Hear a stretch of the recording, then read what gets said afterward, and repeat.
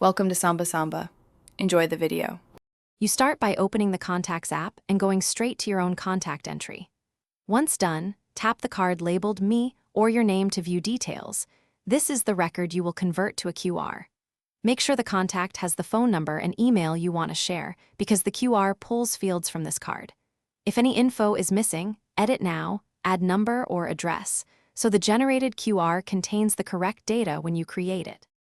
Next, open the Contacts menu, usually 3 dots or a share icon, and choose the QR code option. When you select Create QR, the phone compiles your contact fields into a scannable image. Phone, email, address, depending on what's present. Look at the preview. Make sure it encodes exactly what you want to share. Once satisfied, tap Save or Show on screen so someone else can scan. This step turns your contact into a portable QR instantly. No extra apps required. Finally, display the QR on your screen or save the image to Photos for later use. You should test it by scanning with a second device. This verifies the encoded data and avoids surprises. If the scanner shows incomplete info, go back, edit the contact fields, and regenerate the QR.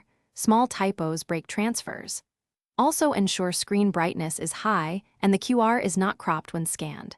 If problems persist, clear the Contacts app cache or restart the phone and try again. Thanks for watching. Consider subscribing if we helped you.